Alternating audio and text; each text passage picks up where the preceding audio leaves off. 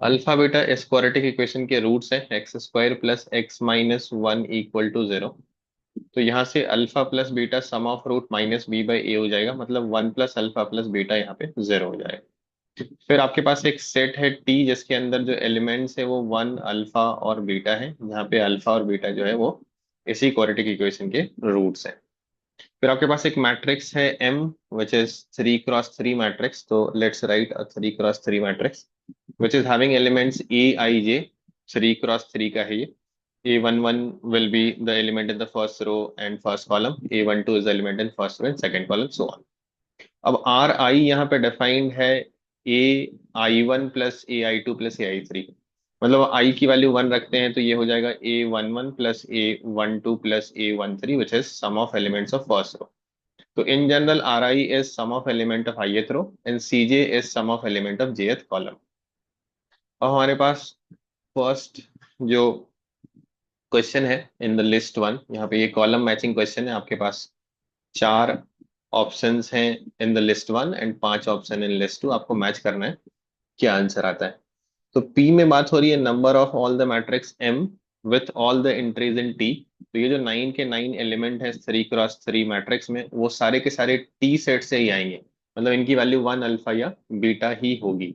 ए आई जे की वैल्यू या तो वन होगी या वन बीटा होगी या अल्फा होगी, इन तीनों में से ही कोई एक वैल्यू होगी।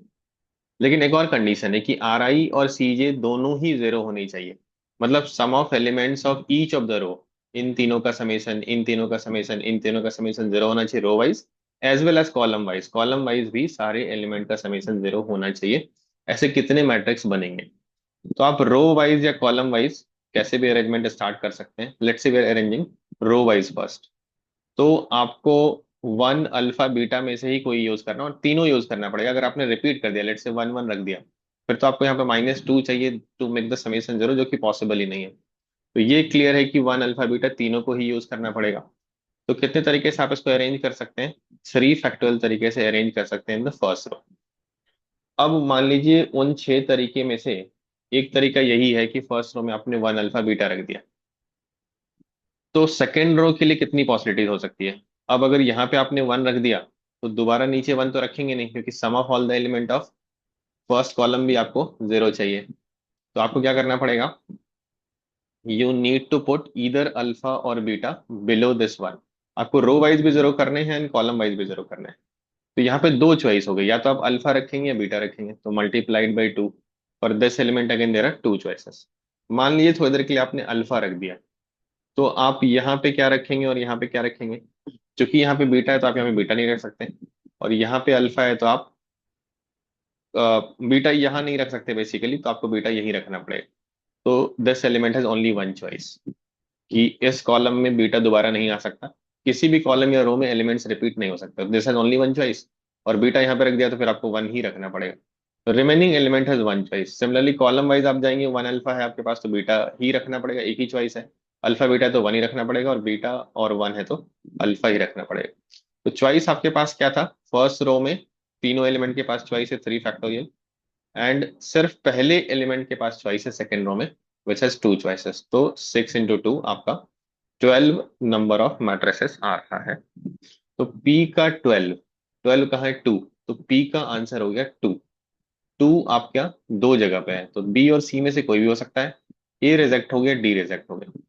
अब आपको किस ऑप्शन को चेक करने से आंसर डायरेक्टली मिलेगा? अगर आप देखें Q में, तो दोनों ऑप्शन जो बचे हुए हैं फोर ही है, तो Q को चेक करके आपको कुछ मिलेगा नहीं। R को चेक करने से मिल सकता है, S को चेक करने से भी कुछ नहीं मिलेगा। यहाँ पे तो खैर हम लोग एक एक करके जाएंगे, लेकिन एग्जाम में आप डायरेक्टली R पे जा सकते हैं और R का आंसर वन या थ्री जो भी आएगा अकॉर्डिंगली आप डायरेक्टली आंसर टिक कर सकते हैं। You don't have to check Q and S अगर आपने P से स्टार्ट किया है। सिमिलरली इन चारों में से कोई भी आपको ज्यादा आसान लग रहा था, आप वहां से स्टार्ट करेंगे एग्जाम में, और अकॉर्डिंगली देखेंगे कि उसके बाद कितने को चेक करने की जरूरत है। मोस्टली दो या तीन को चेक करने से मैट्रिक्स मैच सॉल्व हो जाते हैं, रेयर केस में आपको चारों को चेक करने पड़ेंगे अगर इस तरह के ऑप्शन है। ठीक है, तो अब हम लोग तो सीरियली जा रहे हैं, अब क्यू पे जाएंगे।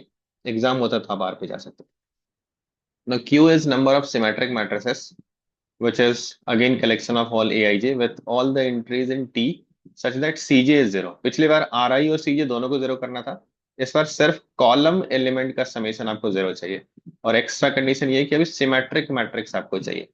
तो लेट्स टॉक अबाउट दैट। एक तो सिमेट्रिक मैट्रिक्स है, ऊपर से sum of all the elements in column should be 0। अब चूंकि कॉलम वाइज 0 है, आप फर्स्ट कॉलम को ही अरेंज कर दीजिए। तो दिस हैज 3 फैक्टोरियल चॉइसेस, आप कितने भी तरीके से अरेंज कर सकते हैं इसको। 3 into 2 into 1, 6 चॉइसेस। एक बार आपने इसको अरेंज कर दिया, चूंकि ये सिमेट्रिक मैट्रिक्स है, तो यहाँ पे अल्फा है तो यहाँ भी अल्फा आएगा, मतलब 6 पॉसिबिलिटीज में मैंने एक कंसिडर किया है। सिमिलरली आप कोई और पॉसिबिलिटीज भी कंसिडर कर सकते हैं, यहाँ पे भी आपका बीटा ही आएगा। तो ये भी आपका फिक्स हो गया। अब आपको इस कॉलम का समेशन भी 0 चाहिए, तो 1 और बीटा में से ही आपको कुछ चाहिए। लेकिन आप यहाँ पे बीटा नहीं रख पाएंगे, क्योंकि जैसे आप यहाँ पे बीटा रखेंगे तो यहाँ भी बीटा आ जाएगा सिमेट्रिक की वजह से। और एक कॉलम में आपको कोई भी चीज रिपीट नहीं करना है, अदरवाइज समेशन 0 नहीं हो पाएगा। तो आपको यहाँ पे बीटा नहीं रखना है, तो एकमात्र चॉइस है कि आपको 1 रखना है, क्योंकि अल्फा तो ऑलरेडी है इस कॉलम में। तो एक बार आपने फर्स्ट कॉलम या किसी भी कॉलम को अरेंज कर दिया, तो remaining all the elements has only 1 choices. यहाँ पे 1 रख दिया तो आपको बीटा ही रखना पड़ेगा, और यहाँ 1 आ गया तो यहाँ भी 1 आ गया सिमेट्रिक की वजह से, और बीटा 1 है तो आपको अल्फा ही रखना पड़ेगा। तो you can arrange only 1 column, remaining all the elements of 2 column has only 1 choices. तो यहाँ से आंसर इसका 6 आ रहा है। तो वो तो आना ही था, क्यू का 4 तो आना ही था, अगर आपका बी और सी में से ही अलाइव ऑप्शन बचे हैं तो। ठीक है, तो अभी भी आपका बी और सी में से ही आपका अलाइव है, ए और डी डेड हो गया यहाँ पे। ना कम टू आर।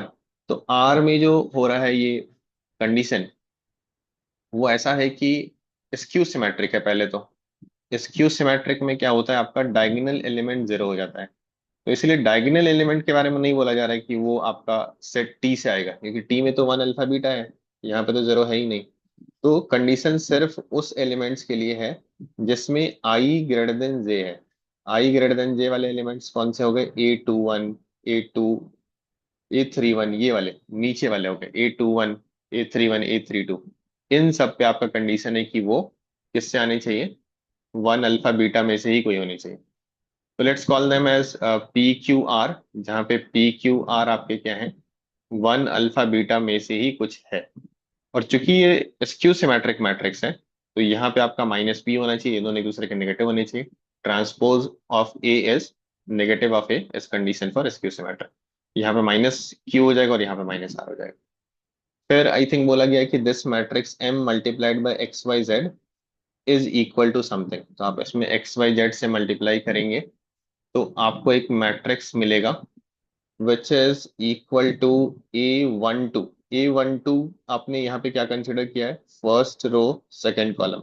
-p है, -p हो गया, 0 हो गया, एंड -A23। तो 23 में आपका क्या है, सेकंड रो थर्ड कॉलम। तो ये एलिमेंट आपके पास हो जाएगा -p0r, जो कि exactly same as second column है। ठीक है, ये आपका सेकंड कॉलम का element exactly as it is आ गया। नाउ आप क्या करेंगे यहाँ पे, आप इसमें देखेंगे कि इसके किस तरह के सॉल्यूशन है, क्योंकि उन्होंने एक्स वाई जेड की वैल्यू बोली है। ये जो सेट है which is collection of all X Y Z. तो ऑप्शंस के हिसाब से 0 सॉल्यूशन हो सकता है अगर उसका नो सॉल्यूशन होगा, या इनफाइनाइट सॉल्यूशन हो सकता है, या फिर यूनिक सॉल्यूशन हो सकता है, 1 हो सकता है। तो इन्हीं तीनों में से कोई एक ऑप्शन बचा है, 1, इन्फिनिट या 0। 135 में से ही कोई आंसर आएगा, इसी वजह से यहाँ पे 135 ही दिया गया है, 24 नहीं दिया गया। तो let's check, Cramer's rule use करते हैं यहाँ पे। डेल की वैल्यू निकालेंगे, तो चूंकि ये स्क्यू सिमेट्रिक मैट्रिक्स है, तो ऑफकोर्स इसका डिटर्मिनेंट वैल्यू तो 0 ही होगा। तो यूनिक सॉल्यूशन तो आपका हो गया रिजेक्ट। तो आपका ये वाला ऑप्शन बी हो गया रिजेक्ट। अब इतना सा ऐसे ही आप टिक कर सकते हैं सी, है ना, जिस हिसाब से ऑप्शन दिया आंसर तो सी हो जाएगा। लेकिन हम लोग पूरा इसको सॉल्व करेंगे कंसेप्चुअली। तो डेल वन पे जाएंगे। डेल वन में आपका क्या हो जाएगा, डेल वन में आप फर्स्ट कॉलम को रिप्लेस करते हैं इससे, on the right side value से, -p0r से। तो चूंकि ये दोनों कॉलम आइडेंटिकल हैं, राइट, तो जैसे आप इसको रिप्लेस करेंगे तो फर्स्ट कॉलम और सेकंड कॉलम आइडेंटिकल हो जाएंगे। यहाँ पे क्या ही है, उससे क्या ही फर्क पड़ता है। सिमिलरली डेल थ्री में भी ऐसा ही होगा कि आप इसकी जगह पे -p0r रखेंगे तो ये दोनों आइडेंटिकल हो जाएंगे।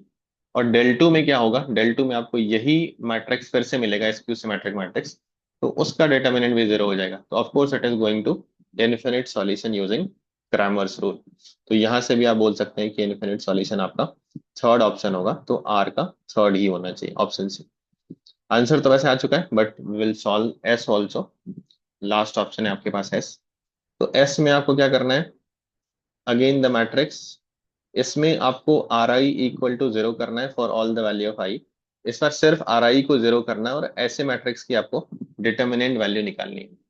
तो मान लीजिए आपके पास कोई एक ऐसा मैट्रिक्स है जिसका डिटर्मिनेंट वैल्यू निकालने जा रहे हैं, जिसमें सारे रोज के समेशन जीरो होने चाहिए। तो आपने यहाँ पे कुछ भी रख दिया, p q r and x Y z a b c, आपको ये तो पता ही है ना कि sum of all the elements आपका जीरो है, right. P plus q plus r zero है, x plus y plus z zero है, क्योंकि आर आई आपको जीरो करना है, और a plus b plus c zero है। और ये सारे नाइन के नाइन एलिमेंट आपके कहाँ से आ रहे हैं, वन अल्फा बीटा से आ रहे हैं। तो जैसे ही आप एक ऑपरेशन यूज करेंगे, C one changes to C one plus C two plus C three, ये जो डिटर्मिनेंट वैल्यू है इसमें फर्स्ट कॉलम के सारे एलिमेंट जीरो हो जाएंगे, क्योंकि इन तीनों का समेशन जीरो है। तो यहाँ पे कुछ भी रहता है, इस डिटर्मिनेंट की वैल्यू हमेशा जीरो ही होने वाली है। तो इस डिटर्मिनेंट की वैल्यू जीरो आएगी, दैट इज ऑप्शन फाइव। तो एस का फाइव हो गया, and final answer is option C, and that is answer given to us.